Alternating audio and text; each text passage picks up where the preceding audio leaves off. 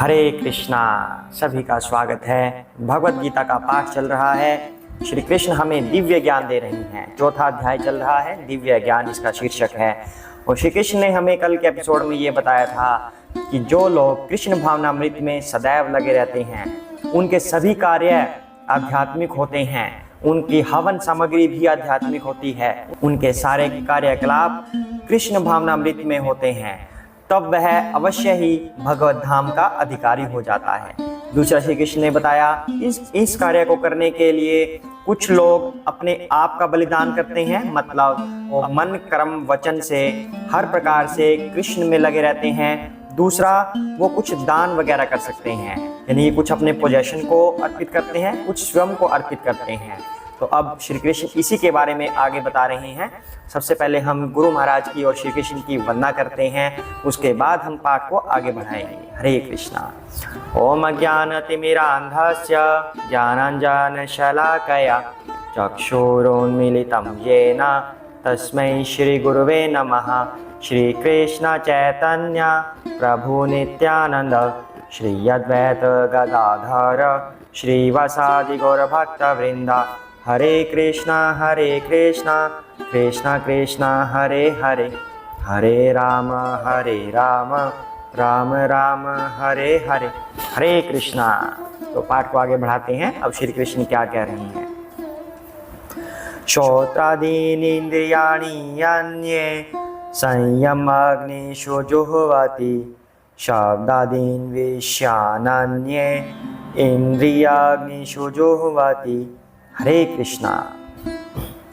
इनमें से कुछ श्रवण आदि क्रियाओं तथा इंद्रियों को मन की नियंत्रण रूपी अग्नि में स्वाहा कर देते हैं, तो दूसरे लोग इंद्रिय विषयों को इंद्रियों की अग्नि में स्वाहा कर देते हैं। तो भगवान ने यहाँ पर दो तरह के लोग बताए हैं। कल बात हुई थी कि जो लोग दान करते हैं, दान पुण्य में लगे रहते हैं, या कुछ लोग अपने मन को, कर्म को, वचन को कृष्ण भावना भावित कर देते हैं।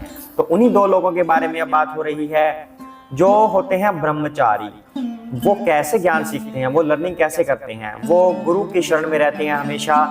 गुरु उन्हें बताते हैं कि कृष्ण भावना भावित कैसे हुआ जाए, तो वो गुरु से श्रवण करते हैं। उन श्रवण से वो सभी ऊंच नीच की बात सीखते हैं कि क्या हमारे लिए श्रेष्ठकर है और क्या हमारे लिए सही नहीं है। तो वो भगवान की ही बातें हमेशा सुनते हैं, भगवान का ही मंत्र जाप हमेशा सुनते हैं, हरे कृष्ण महामंत्र हमेशा सुनते रहते हैं, और वो इंद्रिय विषयों की तरफ नहीं भागते। तो वो गुरु के शरण में रहकर इंद्रिय विषयों से बचते हैं, हमेशा बचे रहते हैं। तब उन्हें पूर्ण ज्ञान की स्थिति प्राप्त हो जाती है, क्योंकि वो गुरु की शरण में है, प्रमाणिक गुरु की शरण में है। तो वो श्रवण आदि क्रियाओं के द्वारा गुरु से ज्ञान श्रवण करते हैं और सभी सही बातें सीख लेते हैं कि भगवान की शरण कैसे ग्रहण की जाए, कृष्ण भावना भावित कैसे हुआ जाए। तो इस तरह वो परफेक्शन को प्राप्त होते हैं, यानी कि पूर्णता को प्राप्त होते हैं और सफल होते हैं। दूसरी तरफ बताया गया है गृहस्थ के बारे में कि गृहस्थ क्या करता है। गृहस्थ अपने एक्सपीरियंस से सीखता है। गृहस्थ किसी की सुनता नहीं है। धीरे धीरे वो अपने जीवन में आगे बढ़ता जाता है, अच्छे काम करता है, बुरे काम करता है, अच्छे करता है, बुरे करता है, सहन करता है, बहुत सारी बातें सहन करता है, उन्हें मैनेज करता है।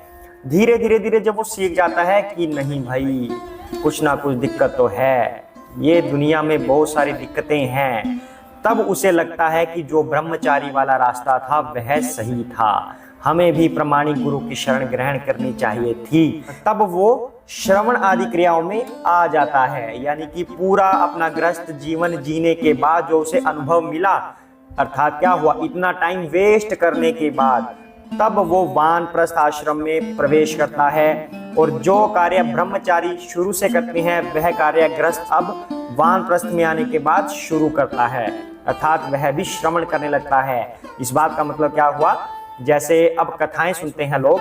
कौन लोग कथाएं सुनते हैं? ज्यादातर आपने देखा होगा बुजुर्ग लोग कथाएं सुनते हैं। किसी भी गुरु के सामने बुजुर्ग लोग बैठे मिलेंगे या माताएं मिलेंगी आपको, क्योंकि अब वही बात यहाँ पर प्रभु बता रहे हैं, प्रभुपाद जी ने यही बात बताई है, श्री कृष्ण ने यही बात बताई है कि गृहस्थ लोग जो होते हैं वह बाद में उनको पता चलता है कि हमने क्या खोया और क्या हम पा सकते थे।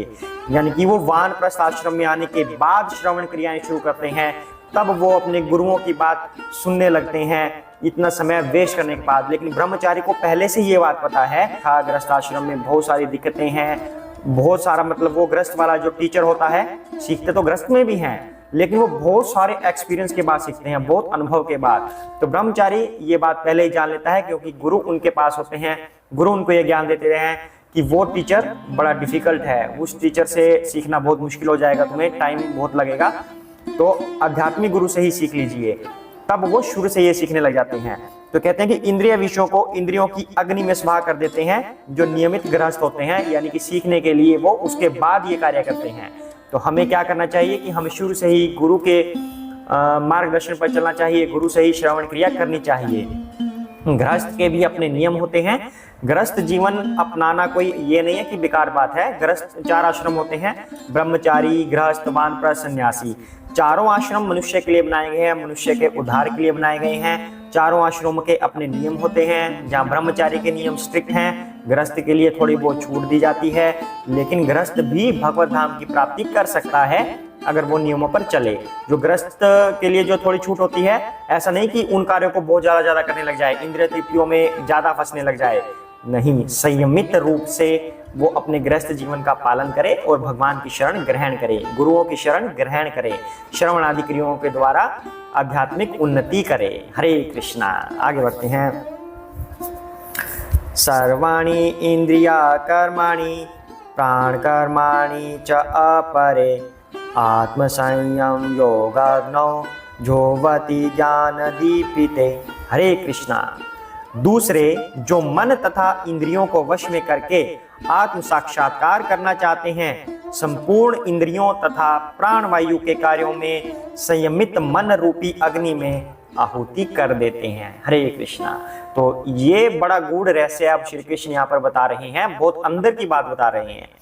कहते हैं कि जैसे हमारी इंद्रियां होती हैं, वो अपनी सभी इंद्रियों को भगवान में लगा देते हैं, आत्म साक्षात्कार करने में लगा देते हैं कि मैं कौन हूँ, मैं आत्मा हूँ या शरीर हूँ, इस चीज़ को जानने में लगा देते हैं। मेरा भगवान से क्या रिलेशन है, इस चीज़ को जानने में लगा देते हैं। इसका मतलब क्या हुआ, हमारी इंद्रियां, हाथ पैर ये कर्म इंद्रियां हुई, जैसे आँख नाक कान ये ज्ञान इंद्रियां हुई।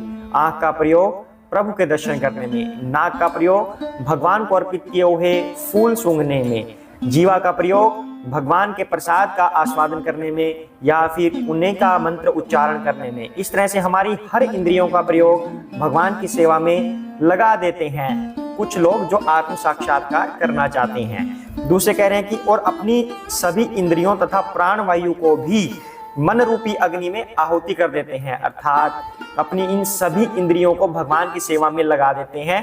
प्राण वायु जो योग क्रिया द्वारा सिद्ध की जाती हैं, तो भगवान कह रहे हैं कि उन क्रियाओं को भी भगवान के बारे में जानने में लगा देते हैं, आत्म साक्षात्कार करने में लगा देते हैं। उन्हें भगवत धाम की प्राप्ति अवश्य ही होती है। इसका भावार्थ क्या हुआ कि कुछ लोग तो सिर्फ दान करते हैं, गृहस्थ लोग होते हैं, और कुछ लोग पूर्ण रूप से अपनी सभी इंद्रियों को कंट्रोल में करके भगवान के लिए कार्य करते हैं, भगवान की सेवा के लिए कार्य करते हैं। तो ऐसे लोग भगवत धाम की प्राप्ति अवश्य ही करते हैं। हरे कृष्णा। तो आज के लिए हम इतना ही करते हैं। सभी साथ में बोलेंगे जय श्री कृष्ण चैतन्य प्रभु नित्यानंद श्री अद्वैत गदाधर श्री वसादि गौर भक्त वृंदा। हरे कृष्ण कृष्ण कृष्ण हरे हरे, हरे राम राम राम हरे हरे, हरे कृष्ण।